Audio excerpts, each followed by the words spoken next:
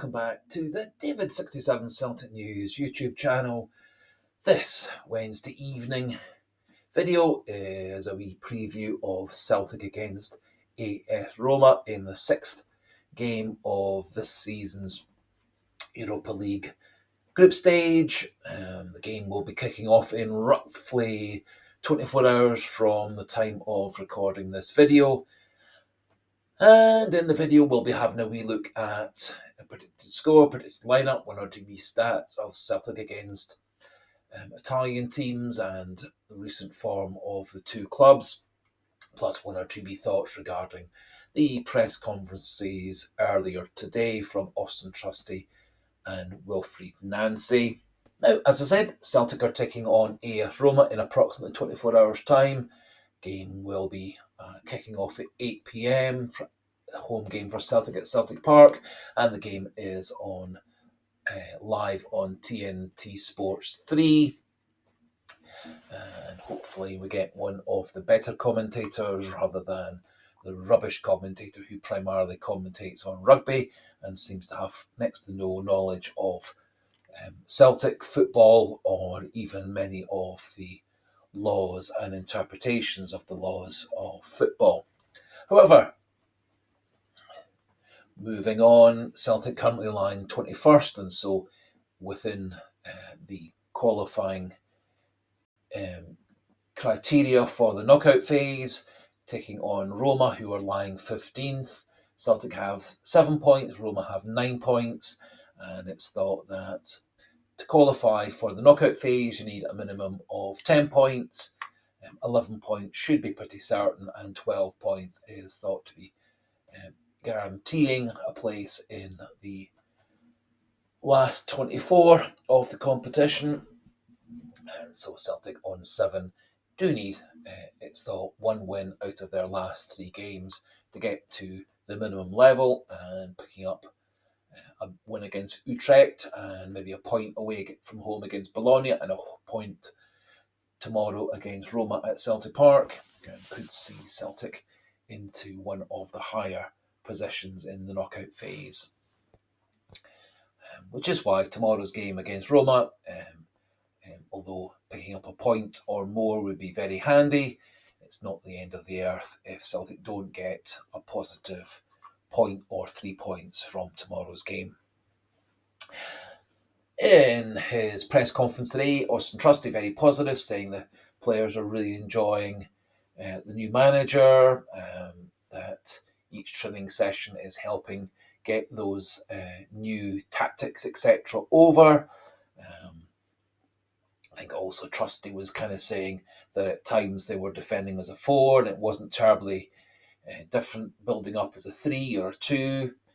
He did acknowledge that he was maybe having to make more passes than usual, but he said he was enjoying the new way, enjoying the positivity. Obviously, he said it takes time blending in with a new manager, but he was overall very cheerful and positive, and certainly the training footage from earlier in the day, again, all the players look very happy, the coaches look very happy. Also good to see James Forrest starting back in proper training, although I suspect it'll be too early for him to play in tomorrow evening's game. However, Kelechi Iheanacho appeared to be taking full part in training, as did all the other players who are currently thought fit, with obviously longer-term injuries like Jota, Johnston, Osmond, Carter Vickers all currently out, and I think probably a few weeks before Marcello Sirachi gets back into the team, although that's not been specifically stated. Wilfried Nancy in his press conference equally quite positive, his usual philosophical, deep-thinking self. Did say he tends to ignore all the outside noise, all the social media stuff, all the articles from journalists and pundits, etc. He appears happy to continue using his little white tactics board. I think it's personally a very good tool to use, as do many coaches who have been defending Nancy's use of the little tactics board, talking about the fact that players often respond very well to visual cues and visual diagrams and demonstrations of where they're supposed to be, etc. So I think actually many people are going over the top in terms of their criticism of Nancy's tactics board, or the fact that he's been wearing green shoes or the wrong jacket, etc. All pretty stupid stuff. Nancy said that a couple more training sessions had been helpful, but he's still having to prioritise any changes, any tweaks, any nuances, but he's trying to get things blended in. And he was saying that they'd had a particularly good training session, and he had actually been using one of his more advanced training sessions earlier than usual. And all these things seem very positive. And as I was saying earlier on, the training footage from early in the day looked very positive, and lots of players appeared fully committed to the various passing exercises, close control exercises, etc. No real mention of any particular injury issues or players being available or not available, and then again, none of the journalists really asked them those questions. However, my inclination is there might be one or two wee tweaks to the starting lineup, but it is a wee bit difficult to predict some of the positions.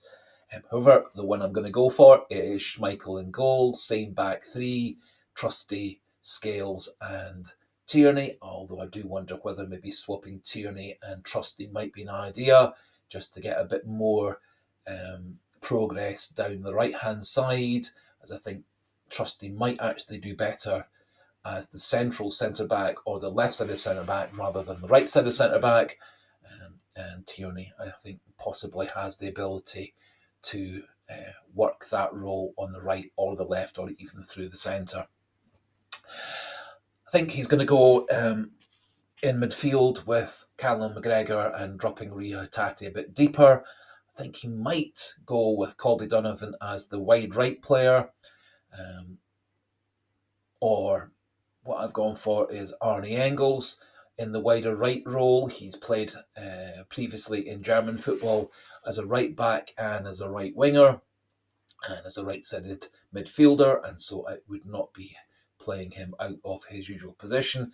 Also might help with Celtic's delivery into the box and passing into the box if he's in that wider role, and he is a player actually with a good engine for getting up and down the pitch, quite a good tackler, quite a strong player, and also does have a good burst of pace as and when required, and does have defensive abilities, so wouldn't be too surprised to see him being used out on the right.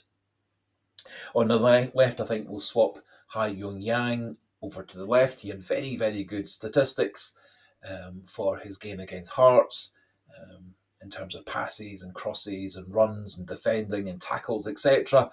I think he actually was one of Celtic's better performers alongside Kieran Tierney when you look at all the post-match stats. I think in the central midfielder role, more attacking midfielder role, I think we're going to go for Nygren and Dyson Maida. Dyson Maida dropping from the striker position back to the attacking midfielder position. Does allow him quite a bit of freedom to go wide on the right or the left and come into the box as a second striker.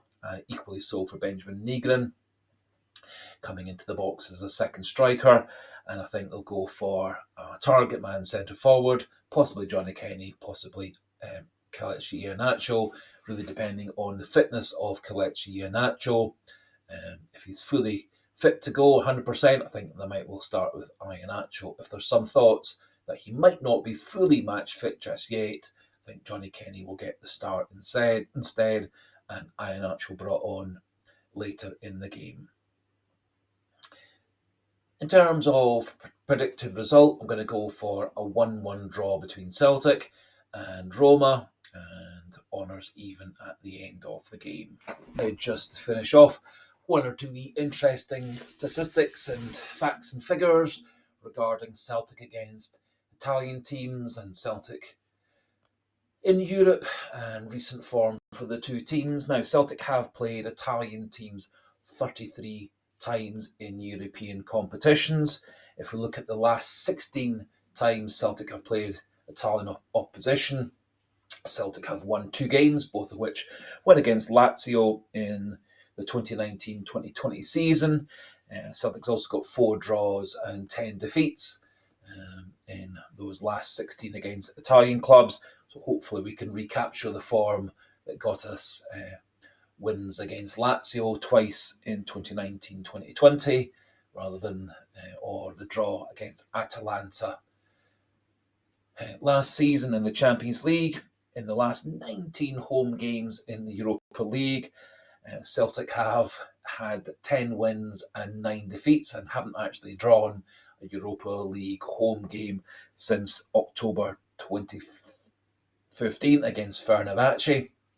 And so 10 years or so since Celtic last drew a Europa League game at Celtic Park, which makes the draw less of a good prediction. However, that's what I'm going to go for. Looking at the last 5 games for Celtic in all competitions, Celtic have 4 wins and 1 defeat. That 1 defeat obviously being the game against Hearts.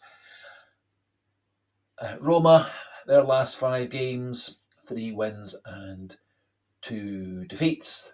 There are 2 defeats, both being in the Serie A and have been in consecutive Serie A games, with losses to Napoli and Cagliari.